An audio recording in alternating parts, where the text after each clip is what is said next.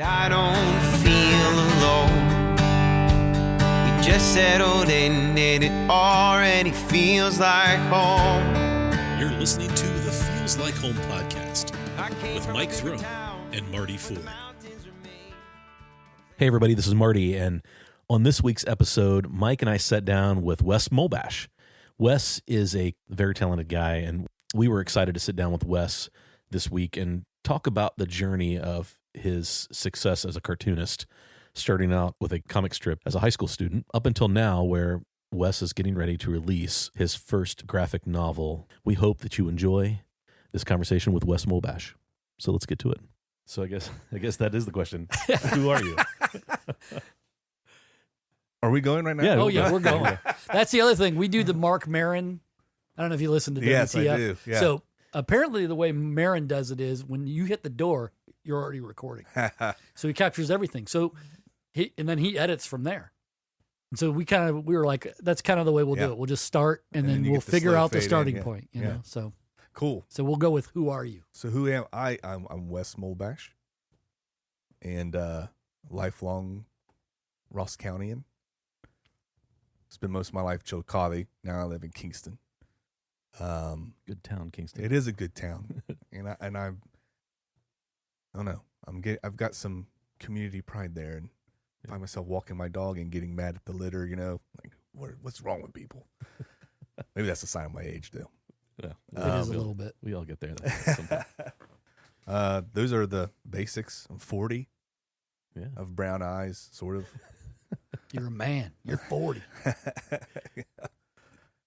So Wes, what do you do for a living? So by day, my title is communications director at Brookside Church, and I handle all of their web, social media, graphic design, all their print and signage and everything. That's what I do, and then other odds and ends. Well, you're probably doing the same thing. You're in a small town business. That's right. You wear a lot of hats. So wear a lot of hats. But it's a lot of fun. We're having fun. It's a good great place. Yep. And so just to kind of jump into your story, my earliest memory of Wes Molebash is Kingston United Methodist Church. Mm-hmm.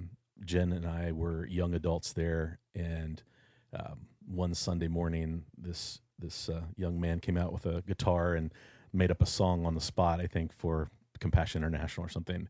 And I was super impressed by that. Like, one, to have the guts to just jump up there and like off the cuff make it. I don't know if you rehearsed that song or not, but you just it felt like you just kind of made it up on the spot. Pretty much did. I've never been afraid of attention. That's great. Yeah, it drives my wife nuts a little bit, but I my wife could commiserate.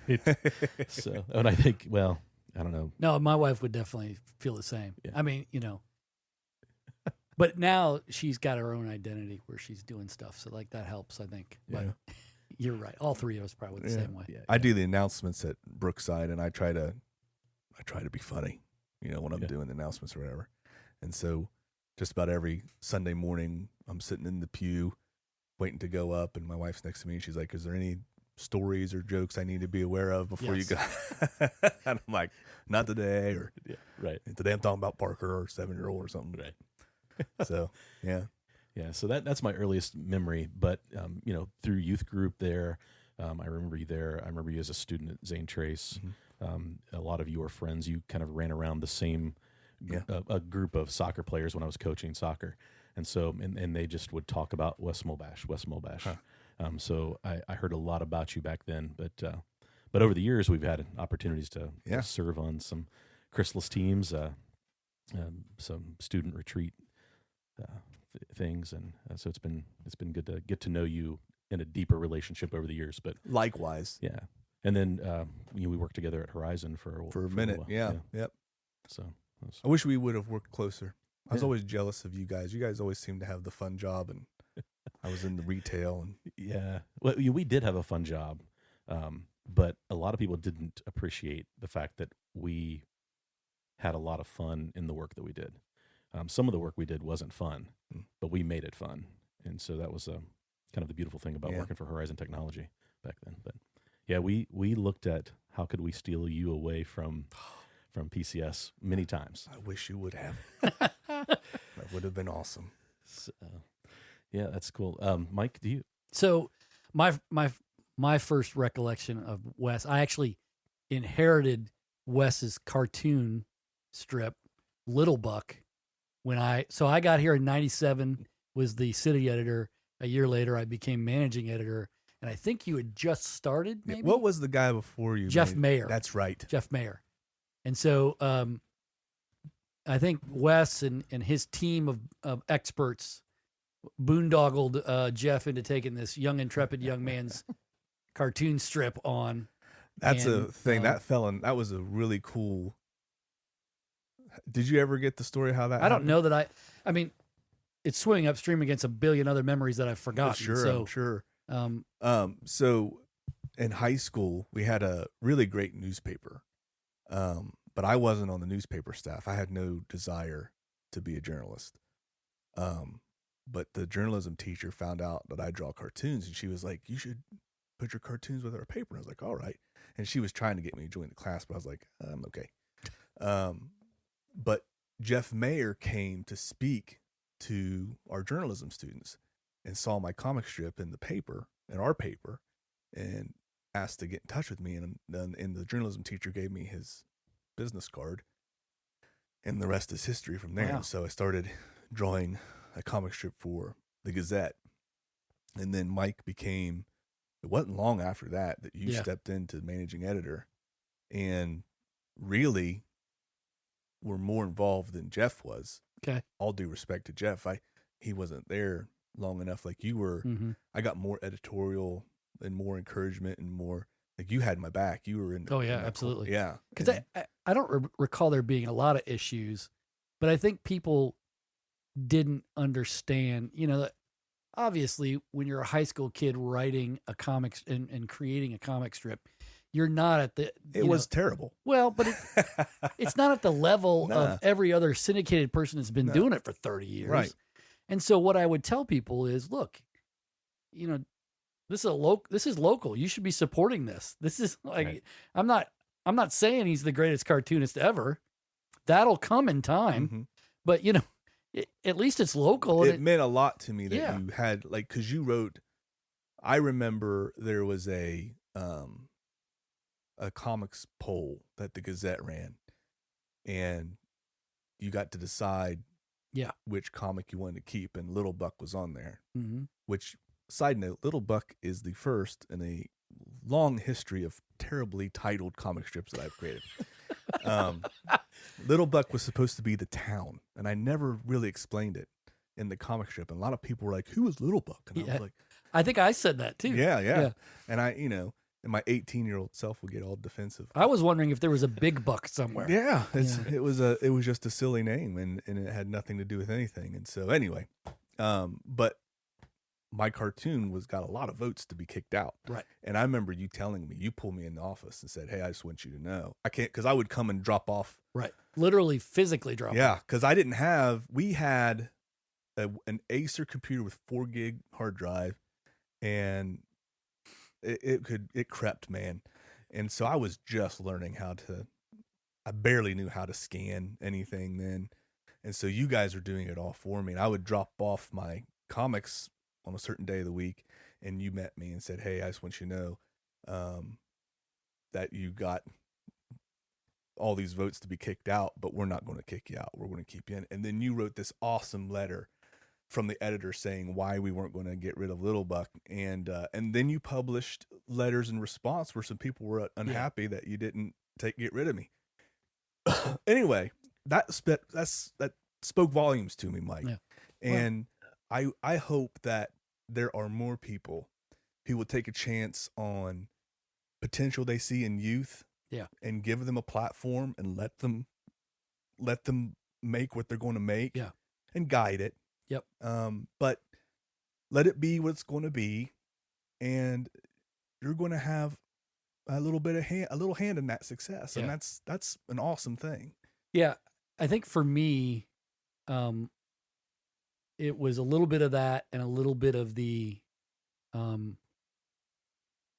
it just angered me a little bit. Yeah. All I really want is for people to be understanding and I always tell my kids, I want you to do things that you don't think you can do. Mm-hmm. At least try them. I mean, we have this argument all the time about food, right? You guys know this because kids don't want to try new things, Sure. right? So just try it and see how you like it. Try it more than once. And I think that always, to me, it was like, why give up on it now? Mm-hmm. It makes no sense. Let the guy learn. Let him figure it out. He's gonna figure it out. Mm-hmm. So, I appreciate you saying that. I really felt like it was cool for us to have a local, especially a local high school kid doing it. To me, that was like, I remember when I was in high school and I wanted to be a journalist. If somebody would have come to me and said, "Hey, will you cover this?" Because I was a sports kid. Mm-hmm. You cover this game for us? I would have been insane. And then they would have handed me a check or whatever. I would have thought, whoa, wait. I get to cover games and get paid? Mm-hmm. Who does this? Yeah. Like it would have been the greatest thing.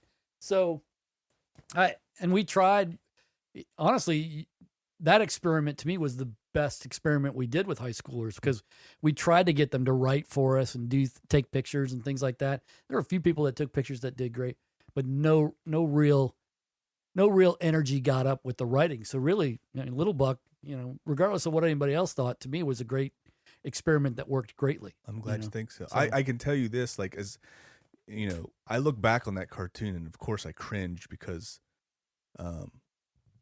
it was so crude, but I can tell you with 100%, I brought my A game every single day to that thing. I was very, very proud of that cartoon.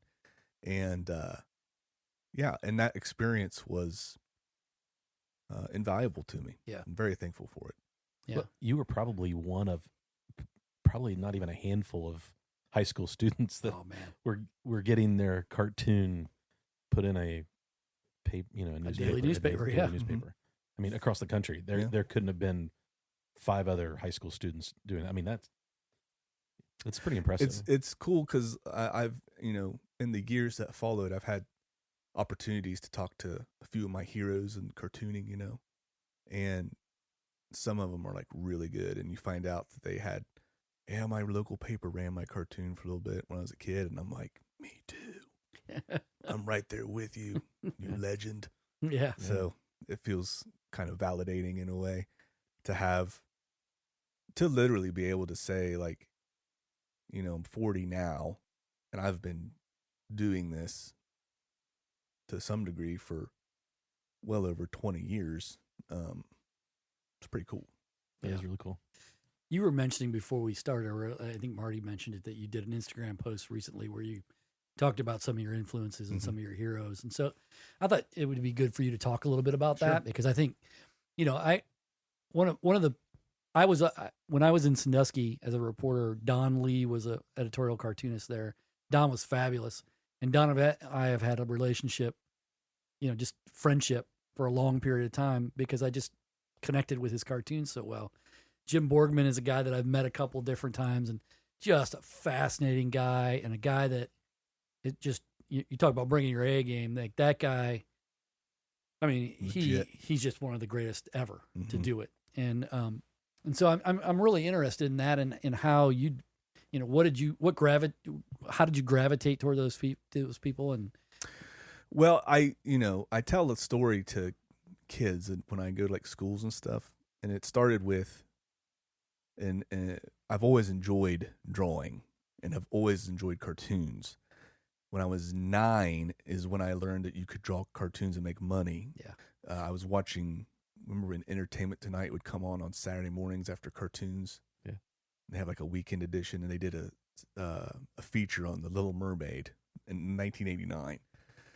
And Glenn Keane was the lead animator, and they interviewed him, and I was like, oh my gosh, this is his job, and it blew my mind. And so I wanted to be an animator. And that was like my goal for years until 7th grade, when my friend William Frizzell introduced me to Calvin and Hobbes, and that changed everything. Yeah. And so Bill Watterson is one of it's almost cliche because he's like everybody in my generation's influence, but I loved comic strips before that, but what Bill Watterson was doing in Calvin Hobbes was so different. It was funny, but it was poignant. It had heart. There was philosophy there. And I realized your comic could be more than just a gag. And I tried to do that with Little Buck. And it's like, and in fact, with all my comics, like I want it to be my thoughts and my feelings and stuff. And so you read a comic like Little Buck, and there's 18-year-old me with my 18-year-old experiences and my 18-year-old immaturity, but it's there that those, whatever the opinions or facts or whatever I've come to believe, it was in that cartoon, just like all my comics have been. So Bill Watterson's up there. Jim Borgman, definitely. I actually got written feedback from him a few years back. That does not surprise me. And he was very, very gracious and very, he didn't pull punches. He told me what he thought of my art, but it was like, I felt like ready to conquer the world because Jim Borgman wrote me. Mike Peters, who's another Ohio guy, called me on the phone a couple of times and made me feel awesome. And I don't know if you know who Jeff Smith is, but he's a Columbus guy, went to OSU, and he has a book series called Bone that's like huge.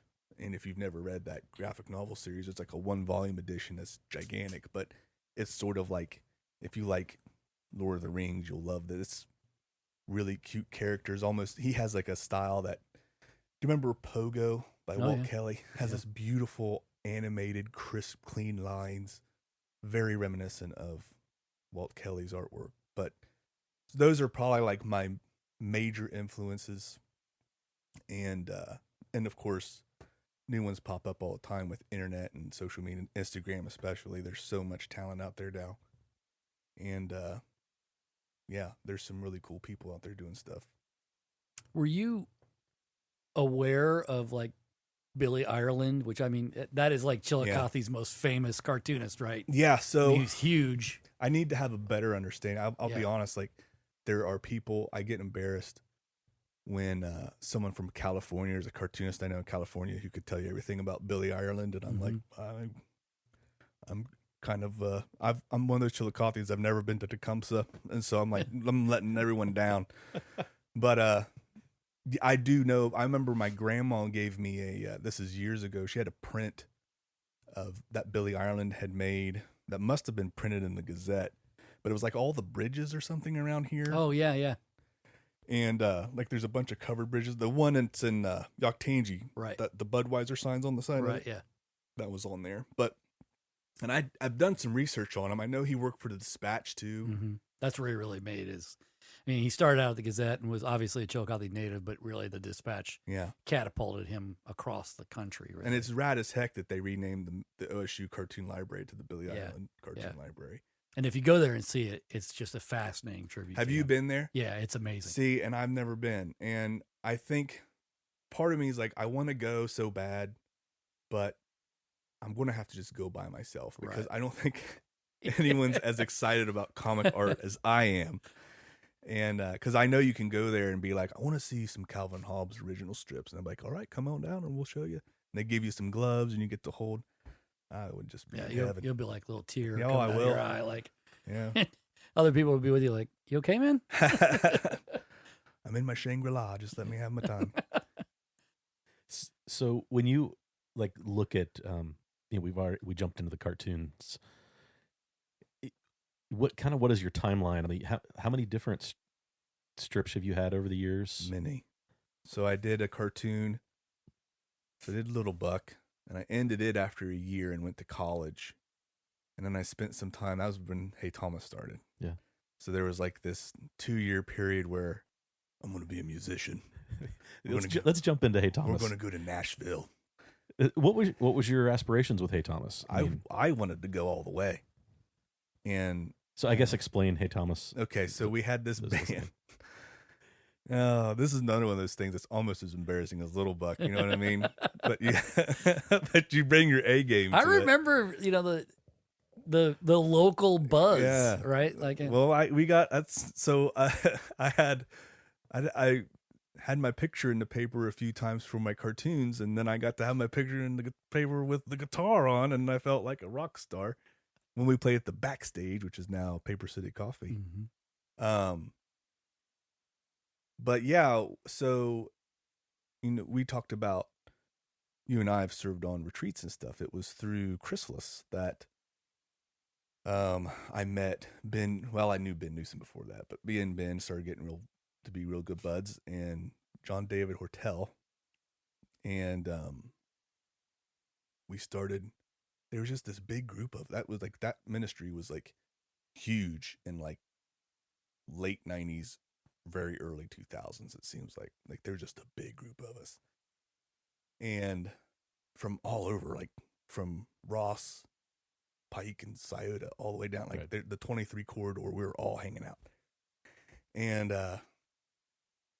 so we decided, me and JD and Ben played a Jars of Clay song at a Chrysalis thing for the girls. this is so 90 that It is. right It is. now. This is. It is very 90s. And JD was like, because it's a different tuning. That first record they did was EABABE, and JD was like, "Man, this tuning is really cool. Like every song sounds so bright and happy." And so we adopted that tuning and started making, with Ben, started writing some songs. And then we're like, we need a bassist. And so we got Nathan Vitito. And then we're like, we need a drummer. So we got Randy Niver. And then we invited Zach Phillips to play aux percussion. We had a band. And we wanted to be the Dave Matthews Band / Caedmon's Call. We wanted to be so smart. I listen to some of those lyrics now and I cringe. I'm like, these are so forced, but we were trying so hard to be. We were having so much fun, though. I'll tell you that right now. Those were fun times. Yeah. So Jen and I, we had just gotten married, and around all those soccer kids like Ben and Newsom, and they kept talking about this band, and we were like, okay, we'll check them out. And you guys played at Praises. Do you remember doing a little acoustic set at Praises? And you just recorded a CD, right? And so we like, okay, we'll go check them out. And so we go to Praises, sit in, and like we fell in love with the music. Jen and I, we listened to your record, the CD over and over again at the house. We loved it. But you and I have had this conversation before, and like I can go back to that moment, watching that band play, all you kids, and you could tell you were having so much fun playing music. And I was like, I want to do that. Yeah. And that's the start of really me playing guitar and singing. That whole journey started right there with Hey Thomas. And like, I just remember talking to Jen like over dinner, like a couple nights after that. I'm like, man, I think I could do that. If I could just figure out how to play the guitar and sing. And so you went farther and did more than we went. Yeah, you did. Well, we're like the Weezer to your. Let me think for a second. To your Foo Fighters. Yeah, that's good. Maybe. But I think it's a special chapter in your life, though. I mean, yeah, I look back on that time and have very, very fond memories. Even recording that CD was just a really awesome time. And I remember like coming back from that trip, my mom and dad used to tell me all these fun stories they had growing up. And my grandpa used to be really involved with the rally race back when it was called the Sunriser. And my dad would tell me all these fun stories, how they'd be out all night, and they got to be on the pit crew for my grandpa. And I was like, man, I want to do stuff like that. It sounds fun. And then I realized I'm doing fun stuff. It's different, but I've been blessed to do a lot of really cool things. So, and recording that CD was a highlight of my life. And those couple years where the band was together and we were going and playing shows, sometimes there were 2 people, sometimes you had 100.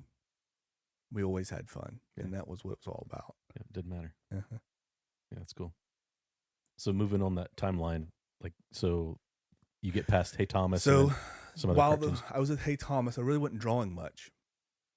And Didn't really know what I wanted to do. Well, I did know. I thought I was going to be a professional musician for the rest of my life. And I remember the band kind of fell apart because everyone was getting older and college was people getting jobs and going away. And our drummer joined the Army, and that was right after 9/11 too. I remember him telling us, I'm going to the Army. I'm like, you're going to war, bud. And he's like, I know. So it wasn't long and he went to war. And so lots of things changed. And I remember I had this really, to me, I think a benchmark moment in my cartooning career came when I was talking to my mom, and I can't remember what she said exactly, but she said something along the lines of,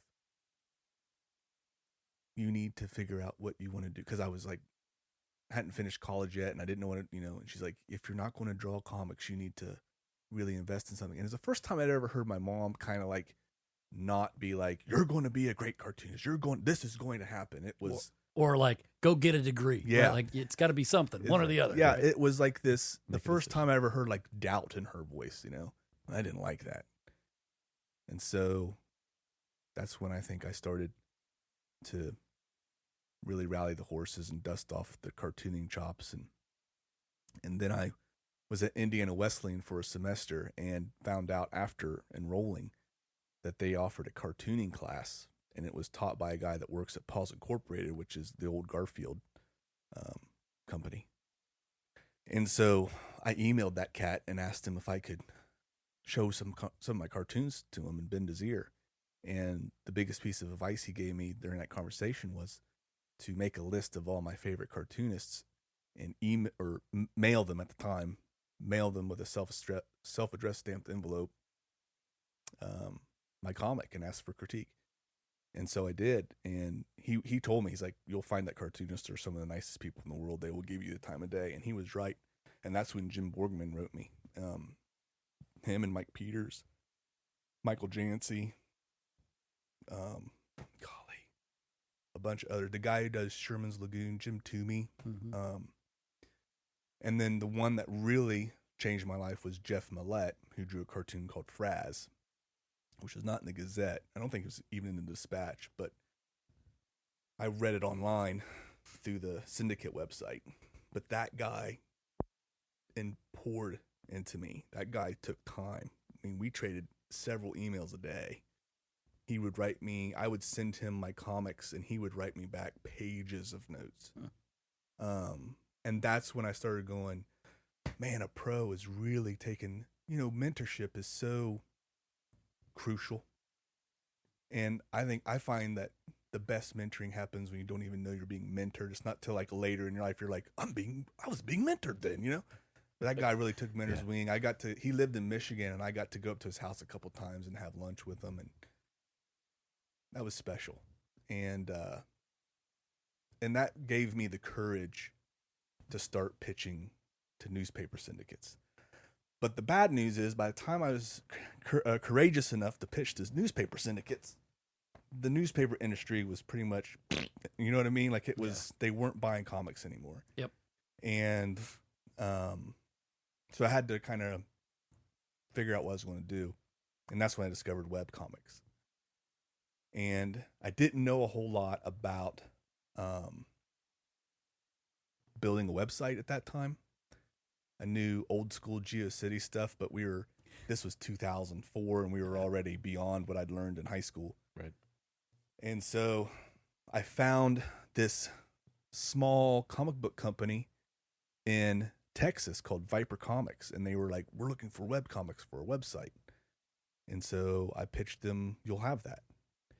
And they loved it. And they said, we want this to be exclusive to our site. We want to publish books. And so that was my first real taste of publishing. And that was an exciting time. I was with them for 4 years and got to go to San Diego Comic Book Convention with them. And I got to meet some heavy hitters in the comic book industry. And it was really, really fun. And I ended You'll Have That in 2008 or 9.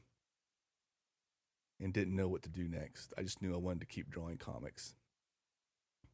And so I did this short a failed comic it never even completed. It was called Myron and Charlie.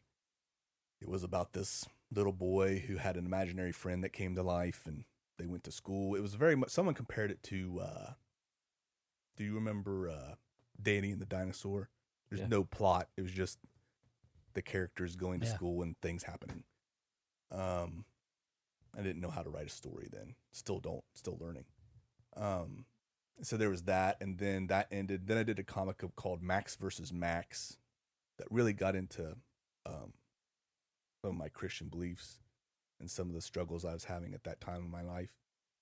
And then I ended that cartoon and then started drawing a comic called, I think I started doing Insert Image shortly after that, which was sort of a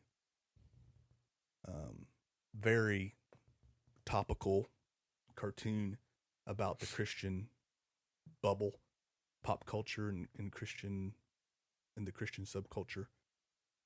And that became something I didn't want it to be. Like, I found myself trying to stir the pot, and that's not me. And so I ended it. I ended a lot of comics. But they're all learning experiences. Right. Every single one of them, I either learned more about my audience, or I learned more about myself or what I wanted to create. Then I went back to comic strips with Molebash, which is the best title I've ever had for a comic. And I didn't come up with it. Michael Jancy came up with that title. But I did that for about a year. And that's the closest I ever came to newspaper syndication. I sent that. I decided to do one last try. This was 2015, 2016. And I sent it to Universal Press, and they put it on the Go Comics website. And I kind of thought, this is as close as I'm going to get. I can cross it off the list. And I ended up, there was stuff happening at another job that I had before Brookside, and I fell into a very deep depression. And it affected me creatively. I had no desire to draw, no desire to make anything. And so I just stopped that comic. Every other cartoon I ended, I always told the audience, hey, I'm ending this on such and such day. And it all led up to this big finale. I closed all the loose ends. Molebash I just ended because I was burnt out, I was done, and I was in a really bad place mentally. When I finally got healthy again, I wanted to start creating again. But I knew I had to have a different timeline and a different work process. And I also realized at this time I had two boys. At that time I had a 3-year-old and an infant. And I realized I hadn't made anything that they could enjoy. Like, all my stuff was adult themed, like life, relationships, bills, that kind of junk. But I didn't have anything that like my kids could be like, oh, this is fun. So I started trying to think of, what could I do? What could I make for them? And I actually came up for the book I'm making now. The idea, the beginnings of that idea popped in my head while I was playing with them on the floor one day. And I hope one day they appreciate that. Yeah. So, yeah, that kind of brings us up to the current time. So what's happening with that now? So I have, I don't know where to start on this. So here's what I was doing. I'm making a graphic novel. And I think I've known since I started this thing that it should be a graphic novel, but I was scared of it because a graphic novel, if you're not aware, for those listening, graphic novel is essentially a really long comic book.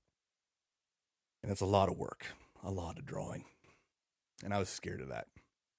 And so I was trying to think of, well, how could I do something that's really fun and visual that wouldn't be as much work? So I thought, well, picture book. I could do a picture book, 32 pages, right? So I came up, my initial idea was for this to be a children's book, picture book series. So I pitched it as a picture book series in 2017. And I got mostly no's, all no's, but except one agent responded and said, this is great art. What you have here is a middle grade concept in a picture book series. You need to age this up. She said, read 100 middle grade books. repackage this and send it back to me. I think she's trying to scare me off with the reading 100 books, but I was like, challenge accepted.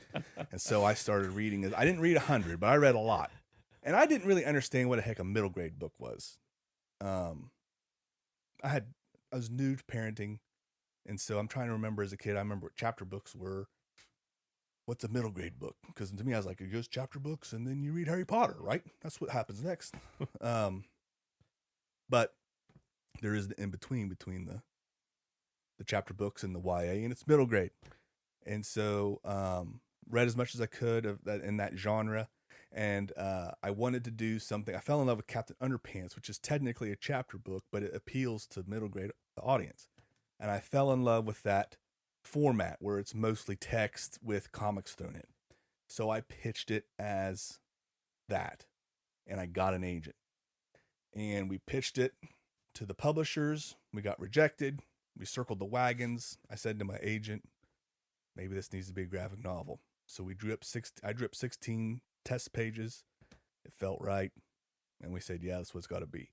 So we redid the entire pitch package, sent it out. While it was out on submission as a graphic novel, my agent says, I need to close my agency. And I lost my agent. And so now I'm like, what do I do? How long ago was this? This would have been January of 2020. Right as the pandemic was starting. Right as the pandemic was getting ready to start. And so think about how much work there is. So 2017 to 2020. And I'm like, I feel like I'm knocking on the door, right? So I don't know what to do. A group of us that were part of her agency, we started a text thread. And we were all kind of encouraging each other. And I was telling them, I think I'm going to have to come up with something new because we've been pitching this. And they're like, no, you've already got it. Like, pitch it again. If they say no, they say no, but it's done. Like, you've got a pitch package together. It's like, get it out there. So I was like, all right. So I sent it out, and then I got 6 agents that wanted to represent me. So I had to actually choose which agent I wanted. And that was... So it completely flip-flopped for you. Yeah. You went from nobody really interested to now having 6 people wanting to represent the comic. And so I chose Jenna Zantian. She's in California. And that girl gets after it. And so that was in March. Is that right? No, March is when I got the courage to send it back out. So January 2020, my agent left. And March I start submitting again. And in April, May is when I got Jen to represent me. And then that summer of 2020 is when we got an offer, which led to another publisher showing interest. So I had Macmillan. They have an arm called First Second. They just do graphic novels, and they've got some really heavy hitters in the graphic novel scene. And then Penguin Random House has just started a new imprint called Razorbill that just does graphic novels, and they were showing interest and ended up going with First Second. And so that's where I'm at now. I'm making the first book. It's due out in 2023, and it's a 4-book series, and I'm pretty jacked about it. I feel like I got paid some pretty good money. So this feels like this is the most validating thing I've ever had in my cartooning career. You know what I mean? Well, you look at the timeline, and it's a lot of drawing. It's a lot of work. It's a lot of investment of all of your resources, right? Your mind, like you said, you found yourself in a place where you just couldn't create anymore. You had to step away from it to find clarity, to get healthy. So now that you're sitting here with a 4-book deal, has it all been worth it? Like all this? Oh yeah, I think the lessons learned, and it's we have passions. Each of us we speak that language, right? Different things we're passionate about, but we have those things that come hell or high water, we want to get some stuff done. And there's, I've learned that, there are seasons where you got to put something down for your own health. But that doesn't mean you're failing at it or you're not growing. All that gets poured into your art at some point. And so, yeah, I think in the long run, it's easy to look back and say, it was all worth it. I wouldn't change anything. There's some things in my past that I'm embarrassed about. There's things that I wish I had done differently, choices I would have made that would have been different. I wish I would have had better priorities in my 20s. Just life priorities, but I wouldn't change it because all that junk has led to who I am right now. And I'm really, really happy right now. My life is very good, and I feel very, very fortunate and very, very privileged to have a wonderful wife. I have beautiful kids, and I'm achieving my dream. And not a lot of people can say that, and it feels really good. But there's a part of that story that, I mean, this is straight up perseverance. Mm-hmm. I mean, you have got to just, and I think the thing that's really interesting is how many times in there you said, I pretty much thought it was done, and then ... Yeah. And in some of those cases, you had people encouraging you to just kind of take that one more step. But in some of the other cases, it was just sort of you saying to yourself, you know what, let's just give this one more shot. Mm-hmm. And I think that's a really good thing for people to hear, because how many of us have done that? Yeah. For me, when I was a writer and I was writing regularly, it was always let's just take let's put it down for a little bit, close out of it, let it sit, take a walk around the block, come back and take another look. Yeah. Sometimes it's just doing that makes it all worth it and brings it all together. Yeah.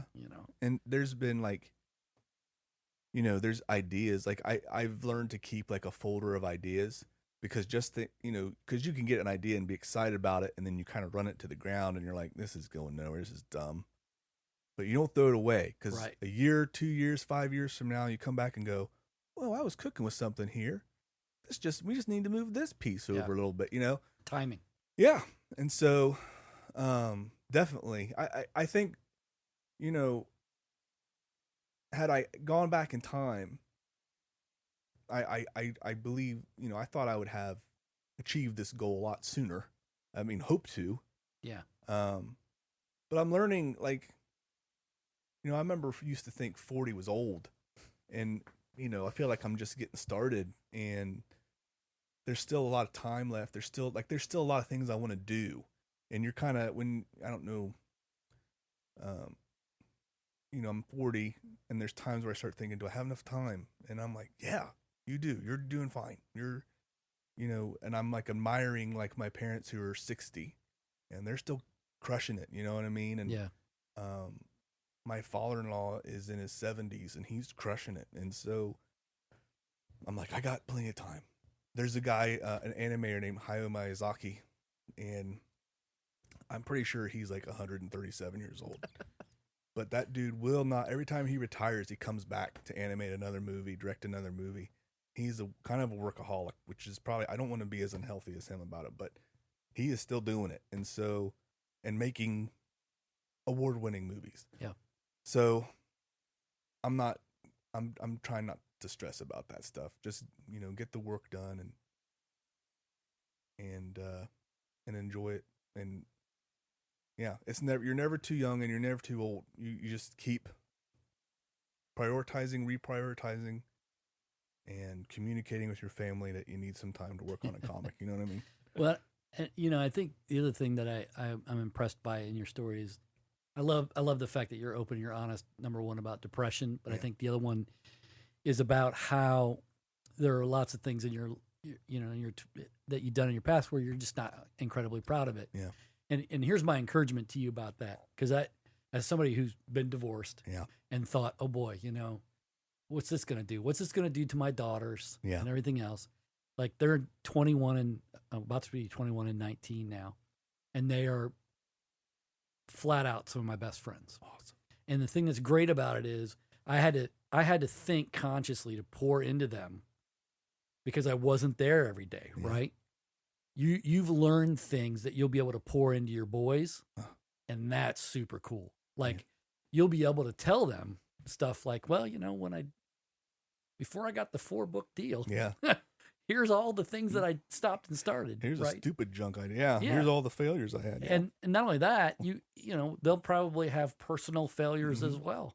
And you'll be able to go, yeah, but you'll be okay. And you will be okay. And one thing I've learned, Mike, is that are there really failures? Right. Because like it's easy to be bummed and think, oh, this didn't succeed. But everything I've done, I told you earlier, I've taken something away. Like it's made the next thing better. And every time there's that saying that the first one's the worst one. And so I've been telling myself that with this first book I'm making. This is really the first graphic novel I've ever made. Right. And I'm like, this will be the first one's going to be the worst one. And even like I told my editor the other day, I'm inking this is like the slowest part where I'm inking the entire book, and I'm in the last part of it, which is getting really fun because there's a lot of action and stuff happening. And I'm noticing that the artwork here in this last part of the book is way better than the first part of the book. And I was going back and looking at pages I was really proud of, and I couldn't wait to show my editor. And I'm like, this is trash. And I told my editor, I said, man, these early pages are horrible. And he goes, it's okay. Don't go tweak them. He says, I've worked with, this happens all the time. Right. You're great. You're doing great. And so thanks to my editor, Michael, he's awesome. Yeah. And I appreciate his encouragement. But yeah, I think you just have to know like you just have to, it's really a blue collar tactic. You just got to put your head down, do the work and get it done. Well, I think sometimes the world loves too much a redemption story, right? They want to be able to say, oh, okay, you did this and this, and you went to the bottom, or you went down to close to the bottom, and then boy, you rose back up. And sometimes it's like, well, yeah, they went down, but they were inevitably going to come back up because they were going to learn from what they did. Yeah. And I think, again, I think we overplay that hand sometimes because it's easy to do, right? Yeah. Like, you see the shows on ESPN or any news show, they just love to play that up, right? And they'll promo it for 5 days. Like, okay, like I get it. It is a redemptive story, but at the same time, aren't people doing this like every day in the world? Yeah. Yeah. And they're not a sports star or a movie actor or a musician or, president of the United States, whatever. Right. So I think, you're on target with it. Like, I think it's just a really, really cool thing that you're building. Yeah. And, I love to hear that you're happy. That, I mean, more than anything else, I just like to know that people are happy, Yeah. This is, I think, and to kind of get back to the community aspect of it too, like we live in a great place, and it's, I've heard you guys talk about on the podcast already about how much this town is, there's a level of civic pride here that we haven't seen. I'd never seen until the last 10 or so years, maybe 5 or 10. And, in fact, the pastor at Brookside now, he's from out of town. Yeah. And he told me that he was telling us the other day how the civic pride in Chillicothe he's like, it's amazing. He said, the only other time I've seen this kind of pride was when I lived a year in Pittsburgh. And so I'm like, that's pretty rad.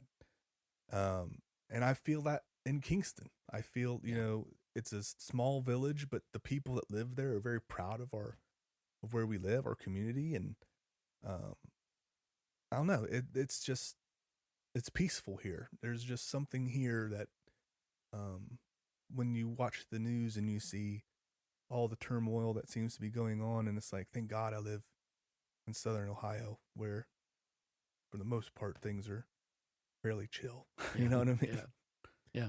But we always talk about, celebrating those things in our community, that the great things that are happening. And, that's one of the goals of our podcast is to talk about those things. And, I've watched what you've been doing over the years, and from the outside looking in, I considered all those other comics that I watched, that I read daily or, weekly, however often you put them out. I mean, I'd never ever once saw them as a failure, or like Thanks, you man. you shutting them down because it was time to go on to the next project. And I always loved that you were refining your craft, like going from pen and paper to now digital creation, and how that's changed. And you're talking about Instagram. There's so much talent out there. Yeah. I think it's because it's so much easier to get like people to look at your work now. There's social network platforms that allow you to blast something out, and thousands of people have a chance of getting their eyes on it. Where when you were in high school, it was the Chillicothe Gazette viewing area was the ones getting their eyes on your comic. I mean, how has that changed that industry? The cartooning industry. Leaps and bounds. Like, I remember when I was in high school wanting to learn more about comic strips and how to make it, and there was nothing. Yeah. They were like going to like the library, I couldn't find anything. And it was my senior year of high school. I was just discovering Amazon.com when it was just the bookstore. Remember when Amazon was just books? And I found a book on the business of comic strips and syndication, and it was pretty much out of date then. And that was 98, 99. And that was my first time learning about, I had stuff that showed me how to make a comic. Well, what's the business of comics, And that was the first time I ever learned about what syndication is and what contracts look like and what expectations should be and how licensing works and all that good stuff. That stuff's at your fingertips now. I mean, my generation of cartoonists have put it up, taken it upon themselves to make sure the next generation is not uninformed. I mean, there are guys who have entire sections of their websites with templates and how-tos and everything from basic how to draw a cartoon all the way up to how to build a website and all that stuff. Like, all, if you want to know it, it's out there. It's so easy to access, and I'm a little jealous of that. But yeah, it's changed a lot, and I think social media has changed how we share content like that. Comic strips are disposable, okay, like memes. You look at it for a couple seconds and then you move on. And they've found they thrive on platforms like Facebook and Twitter and Instagram, where you can read it real quick and go to the next thing. And that's why it's so important to like and save and figure out if you like a comic or any type of content provider on any social network platform, figure out the algorithm and follow that algorithm to support them. That's the biggest thing you can do. Yeah. Because that algorithm, that thing changes all the time, and there will always be chasing. Yeah, for real. Yeah. But from like a creation standpoint, how has digital changed how you draw your cartoons? Well, it's okay. So it's made it so efficient. So I feel like, when I work digitally, I feel like pen and ink still feels like it looks the best to me, but I feel bolder digital. I feel like I feel like I'm taking less risks. I'm more willing to try something, and if it doesn't work, it's okay. I can hit a couple buttons and it goes away, and I can go. And so I'm doing like this, the stuff I'm working on right now in this book, these heavy action scenes. I've never felt like I was a good enough artist to do the tell the type of story I'm telling right now with this graphic novel. But now I can, with, the program I use on my iPad, I can have layers, and I can, I'm drawing this robot dinosaur, right? And he's really cool character, and he's got to be in these different positions and roaring and stuff. And I'll draw his body, and then another layer, that's what I'm going to do his arm. And I want to make sure it fits in there right. And if it doesn't, I can just delete the arm real fast and start over. And then if I like it, I can merge it down, and boom, we're good to go. If I don't like where he's positioned, I can scoot him up real fast. And it really has sped up the process, especially now. I was talking to another cartoonist. His name is Mike Cavallaro. Hope I'm saying his name right. He's really, really great. He's been in the industry a long time. And he worked back when Marvel had a bullpen, I think is what he told me. So they had like just cubes of artists, right? And they would just, it was like walking into a newspaper room or whatever. But you had like a penciler and you had an inker and you had a colorist, and you could crank out monthly books because you had a team of artists putting the thing together. Well, now, because of costs, you need one artist to do it. And you have to work digitally or else you wouldn't get the work done. Yeah. So it's incredibly efficient and a lot of fun. Yeah, I could see where like the diehard original, it needs to be paper and pen. But I think that like using an iPad and Procreate and I can take it anywhere, Yeah. Like I've had a couple vacations and I'll just go sit at Roast, and Trent Fannin is really cool and he lets me just park in one of the chairs all day, and I'll get a couple coffees throughout the day. But you can, if I need to get out of the house, it's a mobile studio. If I don't have an office anymore at my house. It's playroom now. But, if I need to work in the living room or the kitchen, it's been a game changer. It has changed the game completely. Yeah. Well, we live in a pretty diverse community. There's a lot of people that have done a lot of different things that have had a lot of success, and I think we're excited about your success with this book, and the 4 books. Mm-hmm. I guess I hadn't heard that. Yeah, so it's gonna be awesome. That is fantastic. It's gonna change your life.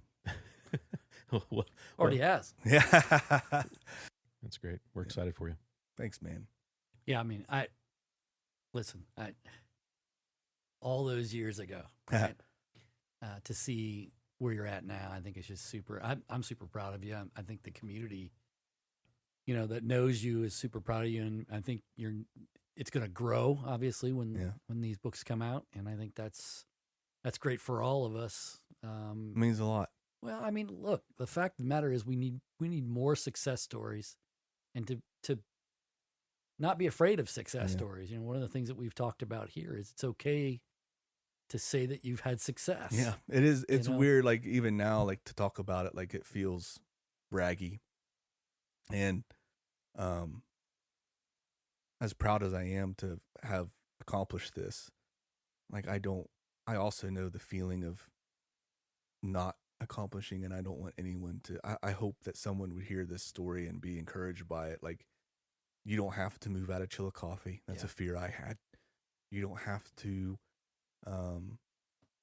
have a ton of money. You don't have to, you can do it. You can have a day job and a family, and you can, you might have to might have to play less video games or watch less TV, but if you're passionate about something, you have the time to do it.